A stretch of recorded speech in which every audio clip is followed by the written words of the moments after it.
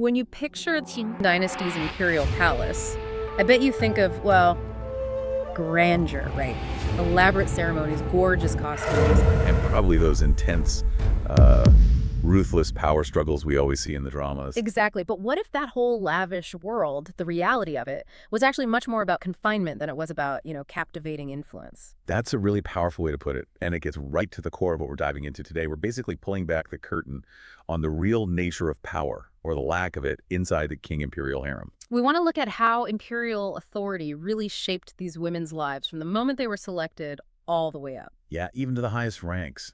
And to really get it, there's this concept, YongZheng. means the administration of the inner palace affairs. Right, and the character itself, it's like a kettle and with an extra line across the top, like a lid. Exactly, a lidded kettle. And that image, it just perfectly captures the whole feeling of the King Harem. It looked beautiful, exquisite even, but it was profoundly restrained on purpose. So even the Empress, the quote-unquote mother of the nation, her title didn't necessarily mean she had a ton of actual power. Often very little, actually. Her authority could be quite nominal. Okay, so our mission today is clear. Let's get past the myths, look at the maybe surprising realities, and understand how this whole orderly and harmonious administration was really designed for one thing. The emperor's peace of mind. And his absolute unchallenged authority. Precisely. All right, let's start at the beginning. How did women even get into this system? The imperial selection? Now, most of us probably think this was all about finding the emperor his next consort, right? Like in the shows. Yeah, that's the common idea. Yeah. But actually, the reality was there were two very distinct processes going on, not just one. Two. Okay, tell us more. So first you had the 8-banner selection. This happened every 3 years, and it was specifically for choosing consorts for the whole imperial clan, not just the emperor. Got it. And the second one? That was the Internal Affairs Office selection. This happened every year.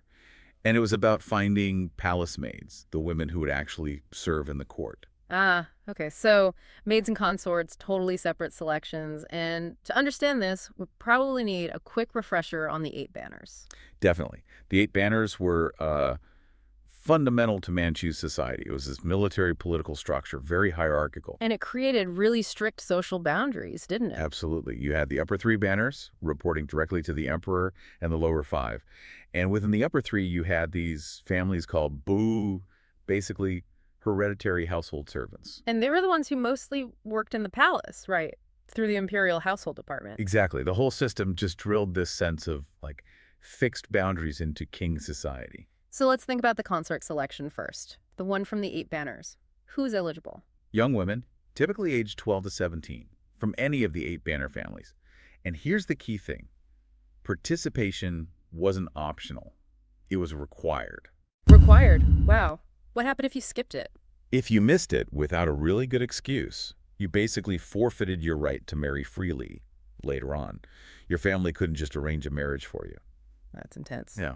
So what was the actual audition day like? Was it like the dramas with the Empress testing them? Probably not. It was actually much more efficient, let's say. Mm-hmm. Thousands of candidates would show up at the gate of divine prowess way before dawn, over about 4 days. Thousands. Oh, yeah. And the emperor's review, super quick. Qianlong, for example, apparently reviewed over 2,000 candidates in just 1 hour. An hour? That's, what, a second per woman? Barely, just a fleeting glance. So forget those scenes of elaborate tests set up by the reigning empress.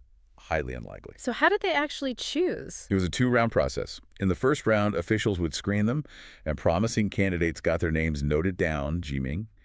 Appearance played some role here. Officials would weed out those deemed, well, unattractive. Okay, noted down. Then what?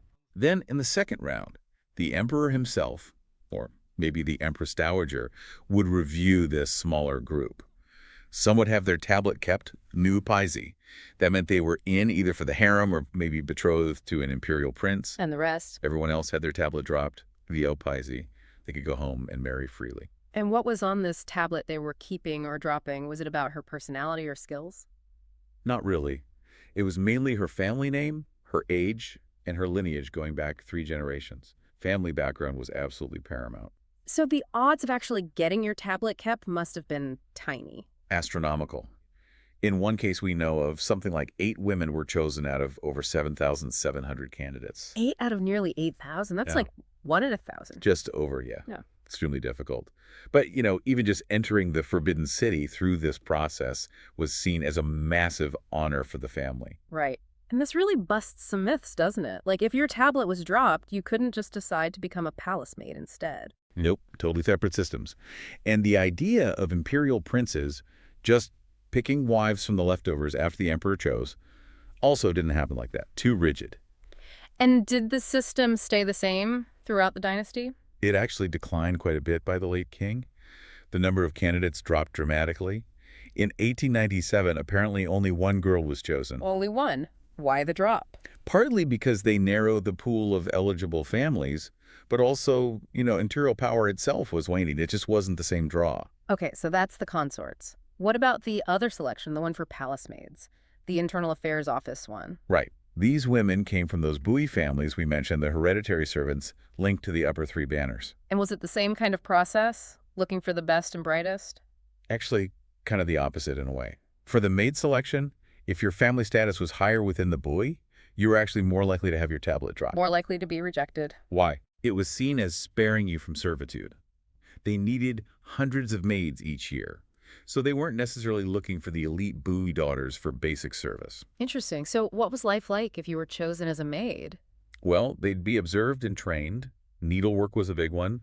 If you were bad at it or just generally considered stupid in their records. Stupid! Ouch! Yeah, you could be relegated to more manual labor or even just dismissed. Only the ones with a decent background, appearance, and skills got to serve the consorts directly, and there were different levels of service. Was it a life sentence being a palace maid? No, absolutely not. That's another key difference. They had fixed terms of service. Under YongZheng, for instance, it was about 5 years, and the terms generally got shorter over time. It wasn't lifelong servitude. So they could leave and marry? Yes. And here's another fascinating path. If a palace maid happened to catch the emperor's eye, She could become a consort. she absolutely could, and rise high. Think of Lady Uya, who was Emperor YongZheng's birth mother. She started as a palace maid and eventually became Empress Dowager. It was possible. Incredible. Okay, so let's follow our hypothetical Lucy. She's from a decent 8-banner family. She passed the consort selection. Maybe she's appointed as a constant attendant, zhèng, low rank, but she's in. Right, she's made it through the gate. Now, is this where the backstabbing and scheming starts? Time to climb the ladder. Well, there is a ladder, but it's incredibly rigid. That constant attendant rank is pretty low down. What's above her? You've got noble lady, Yiran, then imperial concubine and consort Fei, noble consort, Qifei, imperial noble consort Huang Yifei, and finally the empress, Huang Kum. And these ranks had limits, right? You couldn't just have dozens of consorts. Exactly. Strict quotas for the higher levels. Only one empress, one imperial noble consort, 2 noble consorts, 4 consorts, 6 imperial concubines. Below that noble lady, constant attendant, and attendant Daiying, no fixed quotas. So Lucy, starting as a constant attendant, she's got quite a climb. A very long climb, typically. Most new consorts started where she is, or maybe as a noble lady. What about that imperial noble consort rank? They won just below the empress. In the dramas, that seems like the ultimate prize for the favorite consort. Was it like being vice empress? Not really, no. It wasn't usually a permanent position held by a favorite while a healthy empress was around. It was more situational. Situational? How? It might be a placeholder if the empress was ill or otherwise couldn't perform her duties, like the historical figure Wei Yingluo is based on. Or sometimes it was given as a sort of, hospice care gesture to a noble consort who was gravely ill, like Consort Nian. So more symbolic or temporary than a real seat of power next to the empress. Pretty much. Okay, so what were the real benefits of climbing this iron cage, as you called it, if not direct power? The 2 main things: material comforts and maybe even more importantly, family status. Let's talk material. Big difference between ranks. Huge, massive. An empress might get, say, 1,000 taels of silver a year as her stipend. Our Lucy, as a constant attendant, maybe 50 taels. Wow, that's a massive gap. And that difference showed up everywhere. The amount and quality of silk, furs, even daily food allowances, the charcoal for heating, candles, even the dishes they used. Top ranks got gold and silver. Lower ranks only bronze or porcelain. It reinforced the hierarchy constantly. And the family status part, that sounds crucial. It really was perhaps the biggest motivator. If you became empress or your son became emperor, your male relatives could get noble titles, your ancestors could be honored. And the family's social standing could literally change. Yes, they could be raise the banner, move to a higher status banner within the 8-banner system, or if they were commoners originally, maybe a favored maid who rose up, they could be admitted to a banner to sort of disguise their background. All of this could lead to much better government jobs for the men in the family. Okay, with stakes at high wealth, status, family honor, surely now we get the scheming. Using maids and eunuchs as spies. You'd think so, but it was incredibly risky and difficult. For starters, those palace maids, they weren't there for life, remember. They had fixed terms. Hard to build a loyal, long-term spy network. And dangerous for the maids too, presumably. Extremely. We have records that show the brutality. Consort, for example, actually beat one of her maids to death. What happened to her? Qianlong. Was furious, yes, but mainly about the public nature of it, the disorder. His punishment was relatively lenient demotion, fines more focused on stopping abuse in public than on justice for the maid herself. It shows the maids were quite vulnerable. Okay, so maids are unreliable and vulnerable. What about eunuchs? They were always around. Even riskier. Getting too close to eunuchs was a big no-no. Emperor Shanfeng explicitly forbade eunuchs from just hanging around or chatting with consorts. It could lead to demotion. And then there's the isolation factor you mentioned. Yes, the Qing court was incredibly strict about cutting off the inner palace, the harem, from the outside world. No one could just wander in or out, not even family members. So those scenes, like in Dream of the Red Chamber, where a consort gets a grand family visit at home. Pure fiction for the Qing period. The best a consort could hope for was maybe catching a glimpse of her family from afar if she accompanied the emperor on an inspection tour. Brief, emotional roadside glimpses. And no sending messages or gifts back and forth via eunuchs. Strictly forbidden. Eunuchs caught doing that faced severe punishment. This isolation wasn't just about keeping order. It was a deliberate strategy to stop the harem from having any political influence whatsoever. So if you couldn't easily scheme with servants or communicate with the outside, how did you get promoted? It was much less about ruthless plots and much more like, well, a bureaucratic career path. Patience and seniority were key. You're just waited. Pretty much. You waited your turn. Promotions were usually collective, given to several women at once during major state celebrations, like an imperial birthday or the New Year. Or they were sequential, moving up just one rank at a time. So no skipping ranks just because the emperor really likes you. Very, very rarely. And never just for favor alone. Even someone like Imperial noble consort Ling, the basis for Wei Yingluo, remember, highly favored, mother of the future jockeying emperor, had 6 kids with Qianlong. How long did it take her? Took her 20 years to climb the ranks. And her final individual promotion to Imperial noble consort only happened after the previous empress was effectively deposed after that infamous haircutting incident. Wow. So the system itself kind of limited the crazy competition we see in dramas. Exactly. In a way, it enforced a kind of order. Following the rules, being patient, and simply getting older often mattered more than catching the emperor's immediate fancy. So for our Lucy, the best strategy wasn't plotting. Probably just being honest, dutiful, following the rules. Maybe hoping to have children, especially a son, as that could elevate her status eventually. But aiming for empress, she'd be wise not to get her hopes up. Okay, but let's push this. Say somehow, against all odds, Lucy does become empress. Or maybe lives long enough to become empress dowager. Now, can she rule? Rule from behind the curtain. Well, you look at the history. Over 260 years of the Qing Dynasty. How many truly powerful empress dowagers were there? Obviously. And maybe Empress Dowager Xiaoshuang in the early Qing. Right, just 2, really. And significantly, both emerged during times of major instability when there were child emperors on the throne. That wasn't a coincidence. Why was the Qing system so different from, say, the Ming dynasty before it? Weren't Ming harems more chaotic? Definitely. In the Ming, you saw empresses helping with governance, consorts openly jockeying for favor, even plots against emperors. The Qing harem, by comparison, seems almost placid, emotionless even. And this came from the top down. Absolutely. It stemmed directly from the Qing emperor's drive for absolute supreme power. They systematically worked to weaken potential rivals, not just civil officials, but the imperial women too, to consolidate their own centralized authority. Was this always the Manchu way? Not necessarily in their early culture. This intense level of patriarchal control over the harem really developed and hardened after they conquered China and adapted to and reshaped the existing political structures. It took quite some time, almost a century, of back and forth for this strict separation of the inner and outer courts and the emperor's dominance over the empress to become really locked in. As consort power got pushed down, the harem's isolation just got tighter. So how exactly did they strip the Empress, the supposed mother of the nation, of her power? She must have had some authority initially. Oh, in the early king, absolutely. Her installation was a huge state event. Ministers sent formal letters of congratulations. Their wives came to pay respects. The empress even led the big silkworm ceremony, a ritual reinforcing her role as the symbolic leader of all women. But then came Qianlong. You mentioned he attacked her power. He did, quite systematically, three main ways. First, institutionally. He stopped officials from presenting the results of the civil service exams to the Empress and Empress Dowager, flat out declaring the harem shouldn't meddle in politics. Okay, cutting off information and involvement. What else? Second, ceremonially.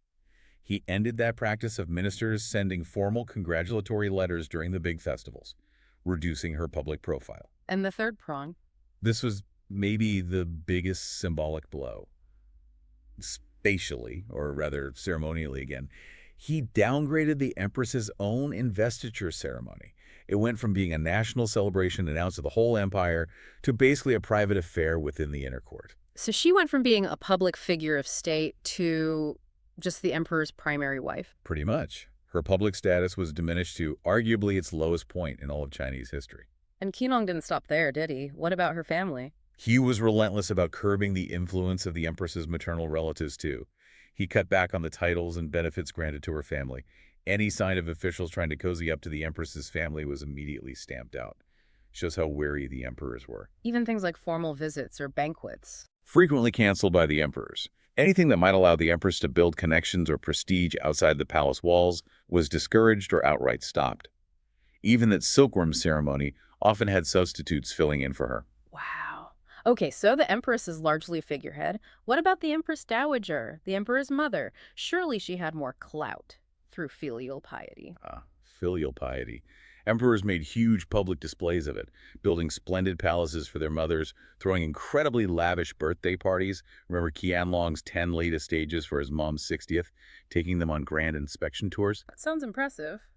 But was it real power? Publicly, yes, it looked great. Privately, she faced almost the same strict limitations as the Empress. Her movements were confined, access by outsiders or outside information was heavily restricted. Any examples of that? Yeah, Qianlong's mother once made a simple request to have a temple repaired.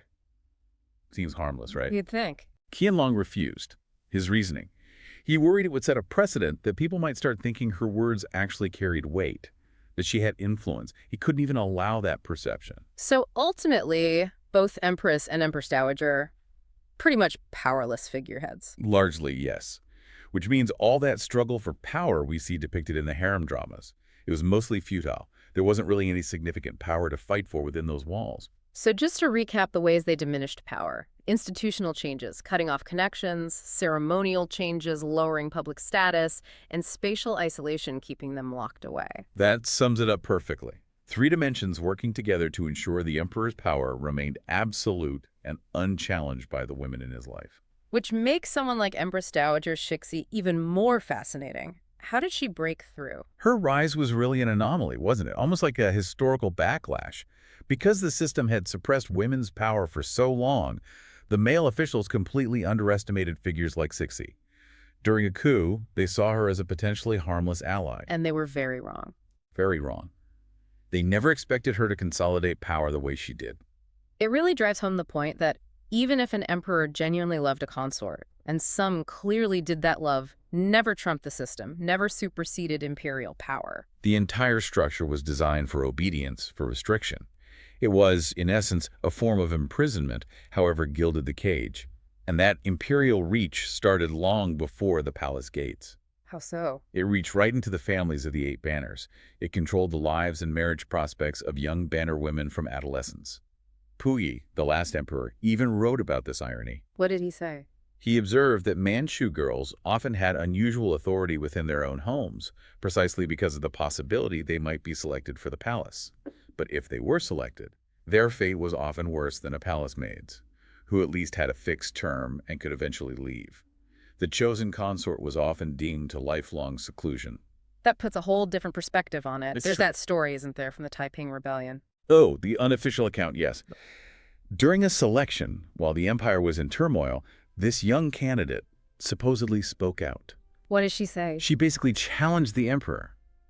Why was he focused on selecting women for pleasure when he should be seeking talented people to quell the massive rebellion threatening the dynasty? She said she wasn't afraid of being punished. She was just mourning her lost freedom. What a powerful, heartbreaking image. A lone voice against the system. It really encapsulates the human cost, doesn't it? The King Harem wasn't the stage for dramatic female power plays. It was, as we've said, a meticulously built iron cage, designed solely to uphold the emperor's authority, much less about romance and rivalry. And much more about control Yeah, and confinement. exactly. So, thinking about this gilded cage, this system that stripped even the highest-ranking women of real power and freedom, it leaves you with a question, doesn't it? Mm. If this kind of blessing, this life, were offered to you, would you actually want it? That's a profound thought to leave everyone with. What does this all tell us about power, about control, and maybe about the human stories hidden behind all that historical grandeur? Lots to think about. Until next time, deep divers, keep digging for those insights. If you found this discussion useful, maybe learned something new, definitely hit that subscribe button. We do these deep dives regularly, exploring valuable ideas. We appreciate you tuning in. Yeah, thanks for joining us.